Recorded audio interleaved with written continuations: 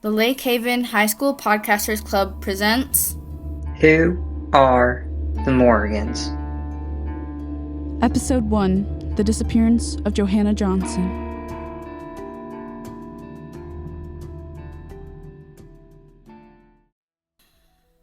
Phew. Okay, we're doing this. It's recording, right, Andy? You're good to go. All right. Hello, listeners, and welcome to the first episode of the Lake Haven High School Podcasters Club podcast. Before we start, let's go around and introduce our club members to everybody, shall we? I'll start us off. Well, hi. I'm Carrie McGrath. I'm a junior here at Lake Haven, and I'm also the president of the school newspaper. I am the head journalist for the podcast and will be leading this investigation. Jordan, why don't you go next and tell us a bit about yourself? Okay. Hello, everyone. My name is Jordan Simmons, and I'm the researcher for the club.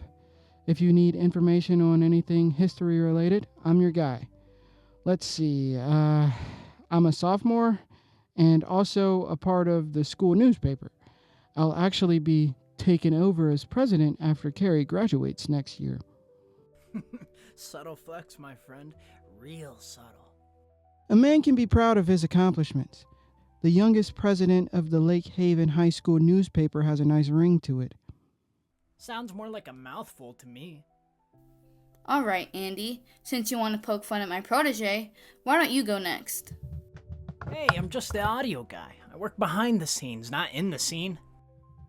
Oh, please. I said we're introducing all our members, and last I checked, Andy, you were on your knees begging to join the club.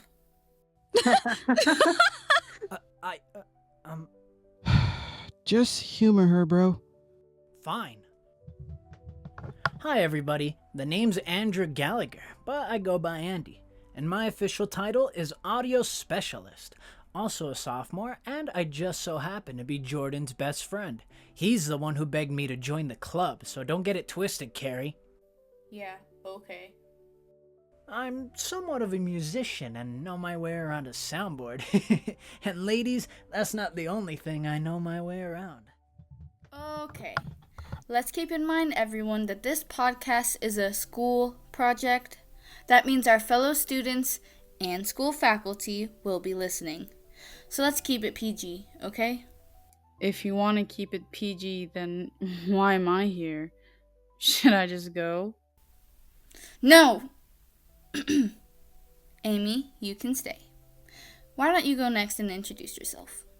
Relax, Carrie. Don't get so worked up. I was just pulling your chain. You ain't getting rid of me that easily.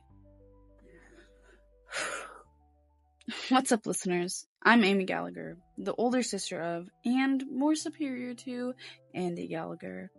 I'm a senior and the school's resident goth. I'm only here to talk about true crime and the occult. And last but not least, Pedro. Oh, you weren't joking about making us all talk, huh? Hey, y'all. I'm Pedro Walker, and just like Andy, I work behind the scenes. I'm the tech specialist for the club.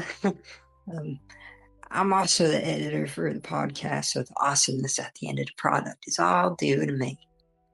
I'm here because Amy and I are friends from theater, and she asked me to do this, like her. I'm a senior. And the main reason why I agreed to do this is because I need to do an extracurricular in order to graduate.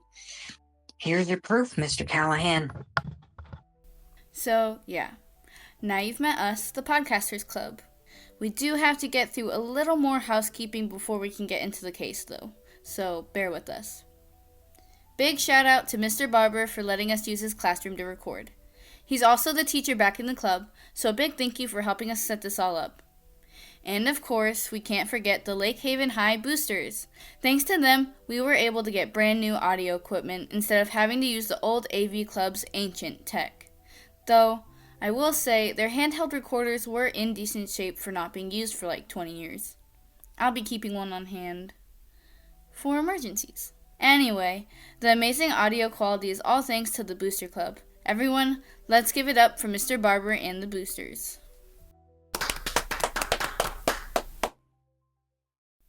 Okay, now it's time to talk about what everyone has been waiting for.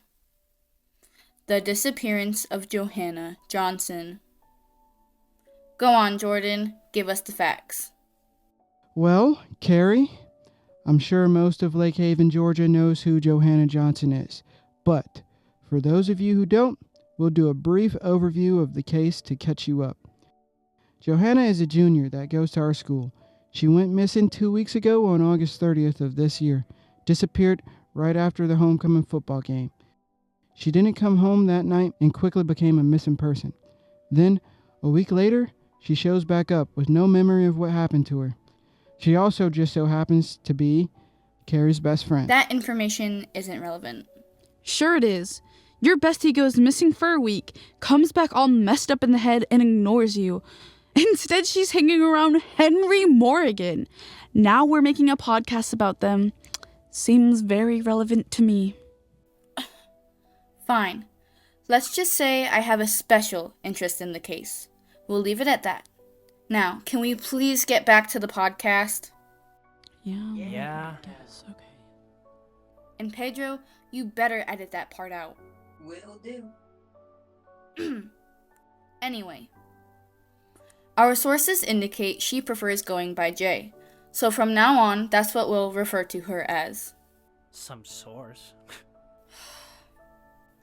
Now, listeners, yes, Jay is no longer a missing person. However, the circumstances surrounding both her disappearance and sudden reappearance are shrouded in mystery. Sudden personality changes have also been documented in Miss Johnson's case. Instead of the kind, caring, bubbly, and outgoing woman she once was, Jay has now become withdrawn and quick to anger. A shell of her former self, you could say. It's caused her loved ones to become quite worried for her. It's very possible that it could be due to stress and trauma. True, but as of right now, we don't know what trauma she faced or who caused it. That's why we're doing this, to expose the truth and serve justice to those who deserve it. Great. Let's start by going through the timeline of Jay's disappearance. This all started on Friday, August 30th, the night of the Lake Haven High School homecoming football game, the night Jay went missing. The real meat and potatoes of the podcast starts here, folks. Interestingly enough, guys, we have an eyewitness account from that night. Carrie, cut the crap. We all know it's you. All of Lake Haven knows the two of you have been best friends since, kindergarten. Okay, fine. I'm the witness. I just didn't want the integrity of the podcast to be questioned. Dude, it's a podcast? We're in high school. It's not that deep. If anything, it makes the podcast seem cooler, since you actually know Jay and were affected by her disappearance. Sure, you're biased, but isn't everyone in their own right? I'm not. I could care less. Thanks for trying to make me feel better, Jordan. No problem. Can't have a mentor that doubts herself now, can I? Besides, emotion sells. Alright, that's enough tangents for one episode. Let's move on with the eyewitness account. It's about damn time.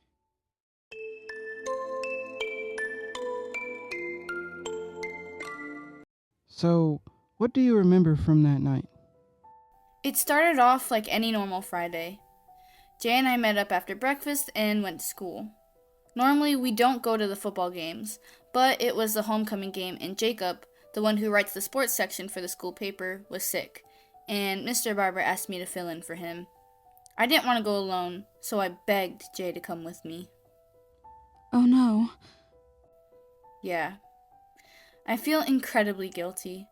Maybe if I hadn't asked her to come with me, she wouldn't have gone missing in the first place. You couldn't have known that would happen. What was it like leading up to her disappearance? Did anything seem amiss at all? No, that's the thing. Nothing was out of the ordinary. Sure, the stadium was crowded, but I didn't notice anyone or anything different. The game went well. We won. I took some pictures, got a few quotes from the players, the usual. Then, Jay and I left the stadium.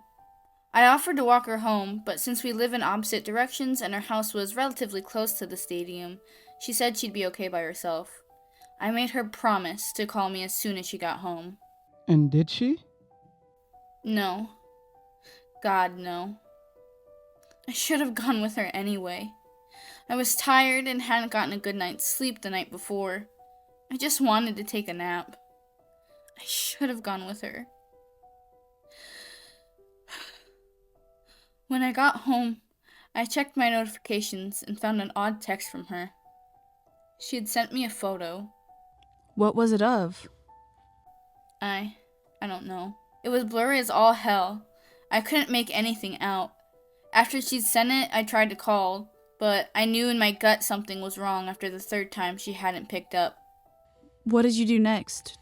Did you call her parents? The police? Yes. The first thing I did was call Mrs. Johnson to see if Jay had gotten back or not. Sometimes she forgets to charge her phone and it dies on her. So I figured maybe that's what happened and why she was unresponsive. When Miss Johnson confirmed Jay wasn't there, I went back to the stadium to retrace her steps. Did you find anything during your search? What did the police do? At first, the police did nothing. Said it was more likely that she was a runaway.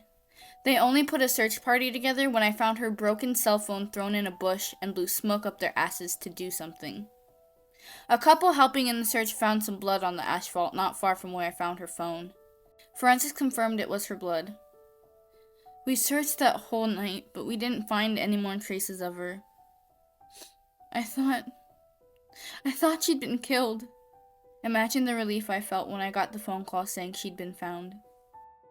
So, what do you think happened? Do you think Jay was kidnapped?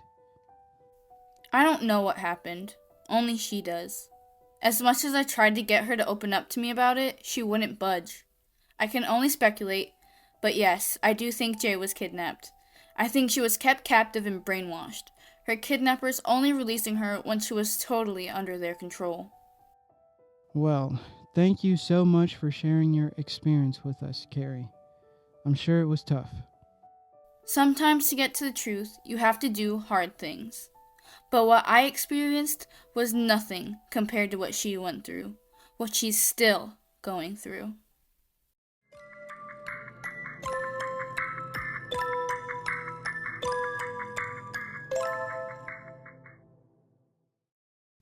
Next up, we interviewed some of the first responding officers and the detective that's handling Jay's case. Here's what they had to say about her disappearance. Thanks for agreeing to speak with me, Officer Parkman. Well, you kind of ambushed me on my lunch break, kid. Didn't really give me much of a choice. Well, go on. Ask me some questions. Right. You were the first responding officer the night Johanna Johnson went missing, correct?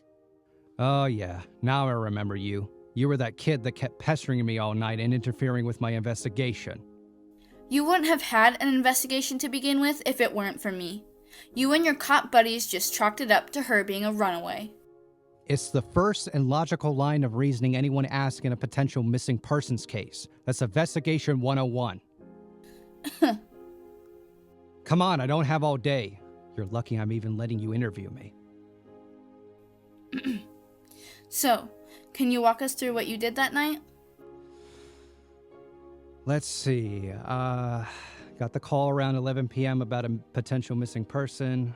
Went down to the suspected scene and took a look around. And did you find anything? Okay, I see what you're doing here. No, I didn't find anything at first. That's right. After you didn't find anything, you left the scene.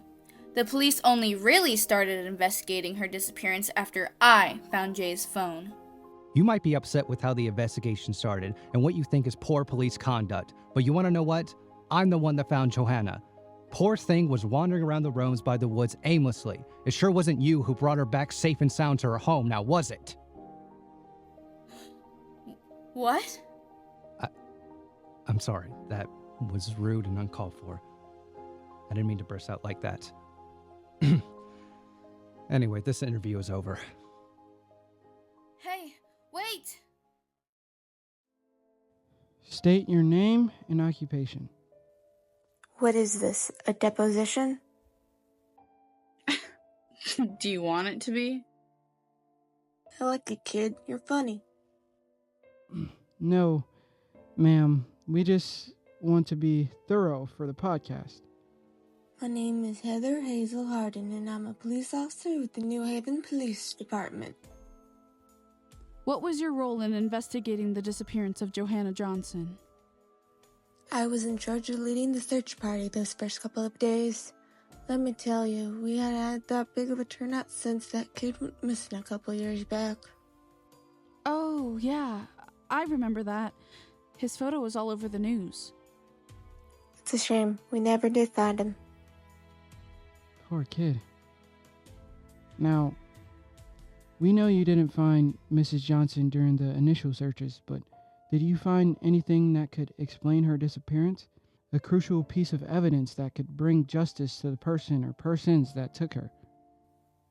Well, we don't know if Miss Johnson was actually abducted or not. It's a leading theory, but as of right now, there's no concrete evidence to support it. For all we know, she left on her own violation and came back by her own free will. Her phone was destroyed and tossed into the bushes. And you want to sit here and lie to our faces that she wasn't clearly taken? What kind of a cop are you? A damn stupid one. Amy, what the hell? Try to keep it professional and somewhat respectful. Hey, you better watch how you talk to me, kid. I'll arrest you right here and now. Besides, I never said she wasn't taken. That phone and the blood won't explicitly prove that Johanna Johnson was abducted in a court of law. The defense could argue that Miss Johnson purposely destroyed the phone and hid it in the bushes, so nobody could track her whereabouts. I'm not thinking stupidly, I'm thinking legally. That makes a ton of sense, actually. Sorry about my colleague. She's, shall we say, spirited about the topic. Don't you fucking apologize for me. Apologies. See? Water under the bridge. Now, back to any evidentiary items you might have found. Well, little Miss Beatnik over here already listed them off. We only found a small splattering of blood and the phone. The blood being a little ways down the road from the phone. There were no CCTV cameras in the area, so we didn't see what happened. It's entirely possible the blood was from a random nosebleed, because there was no injuries on her when she got picked up. It's like she was walking one second and gone the next. The only other piece of evidence that I really recall is the picture she sent to a friend right before she disappeared. Can you make out what it was? It's really hard to tell since it's really just a blur, but it could be an animal. It could also be a person seeing as it's so big. Wherever the hell it is, it's burned on the back of my eyelids. That picture freaks me out. 1032, all units needed. Repeat, 1032, all units needed. Sorry, kids. Gotta go. Thanks for the interview, though. 10-4, en route. Well... That was a total waste of fucking time. You're a long way from home, detective. A long way from home. How did you... I'm a journalist, Harmon. May I call you Harmon? It's what I do. No, you may not. And yeah, I can see that. So, Detective Myers, what brings a big, hotshot detective like yourself all the way down to a town like New Haven? Let's just say, my last place of employment had a toxic work environment. I needed a fresh start, so I left. Reasonable. So, what was it? A jealous ex-partner out to destroy your career? Bad blood between you and your boss? What's so funny? Nothing. You just reminded me of someone I used to know. Oh, really? Who? My daughter's friend. I think you'd get along well with them. Your daughter. Does she live down here with you? No, she's off doing her own thing now. What? Aren't you supposed to be asking questions about your friend? Not me. What's with the interrogation? Sorry. It's just that when I was doing my research on you, I became curious. There's something about you. There's a story to tell here. I just can't figure out what. Anyway, I got a bit off track there, sorry. So, Johanna Johnson. Johanna Johnson. What about her? Well, she went missing for a week, then came back with no recollection of what happened to her during that entire time. Seems suspicious, no? No. There's many plausible explanations for that. She could have been kept heavily sedated, for example. Well, did you have her blood forensically tested for traces of sedative after she came back? On the record, I can't disclose that information. Off the record, yes, and her results came back normal. There's nothing for you to worry about. Your friend is going to be fine. A word of fatherly advice. You should give her time to just adjust and come to terms with her new reality. Don't chase after her. Let her come to you. What do you mean by that, Detective? New reality. As you said, Johanna was missing for a week. You don't know what she went through during that time. She's a different person now than she was before. You're right. I don't know what she went through, Detective, but I intend to find out.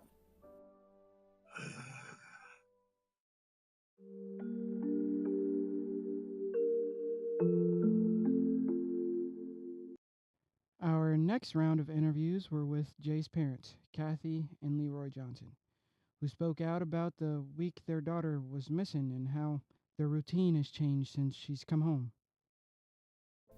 Thanks for making the time to speak with me today, Mr. and Mrs. Johnson. Oh, Carrie, no need for the formalities. And you know you're always welcome over here. We always have time for you. Isn't that right, Leroy? She's better than the monster staying upstairs. Leroy, you don't mean that. What? With the way she's been acting up? I'd ought to bet that whatever walked out of those damn woods wasn't my baby Joe. Now, hon, you know our little Jay has been through a traumatic experience. It's totally reasonable that she would start acting up and getting into a little bit of trouble. She's just trying to feel more in control of her life. That's what this little therapy book I've been reading says anyway. You and your little books. So, Kathy, walk me through your experience the night Jay went missing. Oh, I was a wreck. Carrie, don't you remember? Yes, ma'am, I do. My heart sank to the bottom of my stomach when you first called me asking if Jay made it home. Every mother's worst fear raced through my head that night. I damn near lost my mind when you found her phone all crushed up and broken. Jay never goes anywhere without it. I thought my poor girl had been murdered when they found her blood. Oh, it was so terrible. I don't think I slept a wink that night. Neither of us did. If you don't mind, Leroy, what was your experience that night? I walked out of the mill as soon as Kathy said something happened to my little Joe. What did you do after? I searched all night for my little girl. I searched this whole damn town, turned every rock, flipped every stone. I was about to jump in the river and look for her body, but I was stopped before I could. Oh, wow. You really care for Jay, don't you? Of course I do. She's my daughter. You would do anything you could for those you love, wouldn't you? Yes, ma'am, I would. Oh, sweetness. I know you would. You have. You were out there searching. More than Leroy and I. There's no doubt in my mind you care about Johanna. Hell, girl. You probably did more than Kathy and I combined. I just did what I could. Now, what did you guys do that week Jay was missing? Try to keep our heads on our shoulders. I'll tell you, we were running around like chickens with the heads cut off, speaking to the officers, detectives, and the news left and right, all while searching for Johanna in between. There were a lot of sleepless nights. I bet. But despite everything, I'm glad our little girl is home. Thank the Lord for guiding her back to us. It's a miracle that officer found her when he did. Amen. So, now that Johanna's home, what has that been like? How has her disappearance affected the Johnson household? It's been a roller coaster with all these ups and downs. Care to elaborate? Well, when she's here, she's been sleeping or eating a lot, and she has these god-awful mood swings. She'll be quietly hiding in the room one second, then angrier than a firecracker the next. Like she's got a demon in her. Now, Leroy, you know the devil ain't got in our daughter. These books and brochures say things like depression and PTSD are common in people who've gone through traumatic experiences like Johanna. My daughter ain't got no damn depression. Or PTS, whatever. Hell, for that matter. Oh, Leroy, Carrie, what do you think of the matter? Do you think Joe has depression or PTSD? Oh, Kath. Leave the girl alone. Oh, I don't think I'm qualified to say anything for certain. Oh. So, Mr. and Mrs. Johnson, have you noticed anything else unusual with Johanna? Perhaps she's hanging out with people she normally wouldn't. Other than being out spending most of her time with you, no, not really. She's been telling you that she's with me. Yes, she is. Isn't she? Why? She got a secret boyfriend we don't know about? No, sir. And yes, she has been with me, Miss Johnson. Silly me. It's just been a long day. Anyway, I should get going now. Thank you for taking the time to interview with me. Yeah, sure. You stay out of trouble, kid. Will do, Mr. Johnson. It's not a problem. It was a pleasure, Carrie. You come back and visit us, okay? Don't be a stranger. You can tell me anything that's going on, okay? All right, Miss Kathy. Bye now. And now, a quick word from our sponsors. The New Haven High School Booster Club is having a bake sale next Wednesday through Friday to raise money for new marching band uniforms. Don't forget to stop by Mr. Egger's band room before class and during lunch for a delicious sweet treat. Remember, tickets for next Friday's home football game can be purchased at the school store or during the game at the concession stand. Let's support our football team as they fight their way to the state championship. Go Wolves! Do you love the classics? Do you like to sing and dance? If you think you have what it takes to be an actor or actress, auditions for New Haven's fall production of Grease will be held at the auditorium on Monday, September 23rd at 4 p.m. For more info, stop by Miss Helen's room, 1303. Once again, a huge thank you to our sponsors. The club wouldn't be here without you. Now, back to our regularly scheduled program.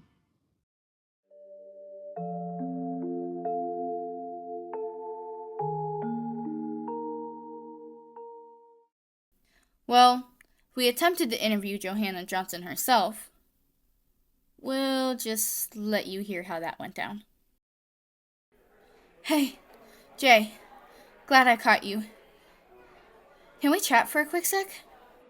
Oh, hi, Carrie. Let's talk here. Listen, I gotta get to class. What's this about? Why are you lying to your parents, Jay?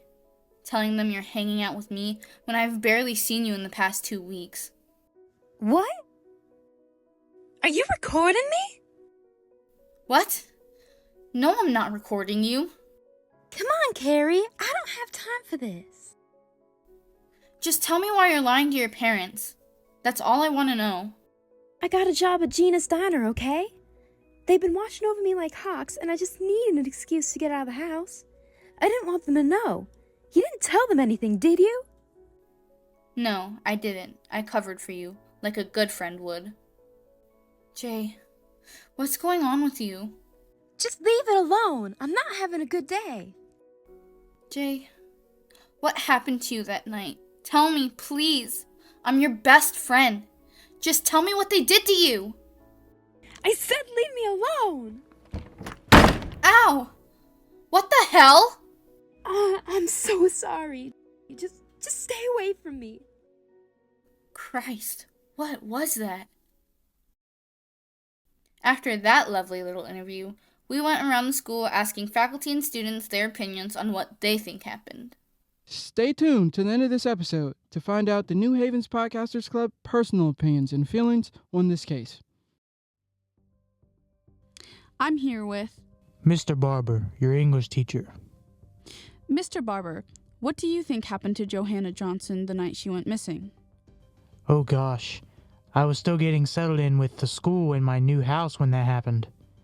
I'm new to New Haven, so I really don't know much about what goes on around here. It was a shame to hear one of my students went missing for a little while, but I'm glad she's back home now. Thank you, Mr. Barber. You're good now.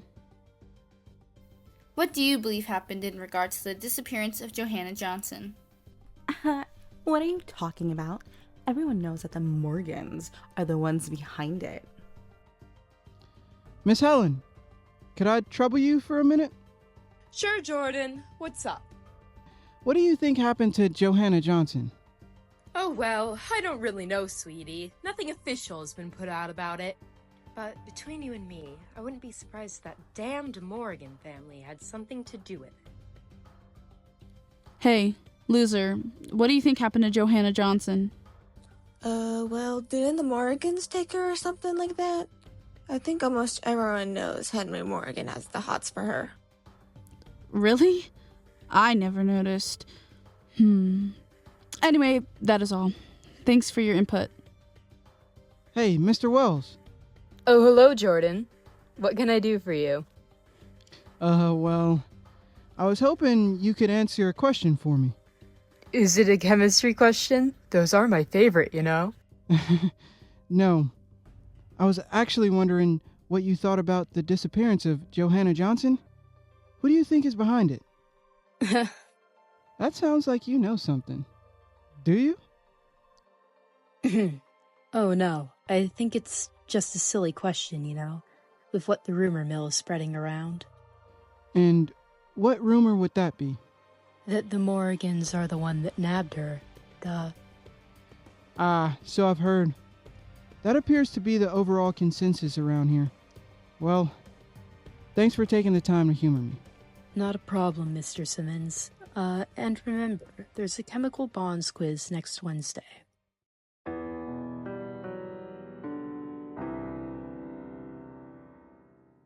Alright, folks, that wraps up our student and faculty interviews.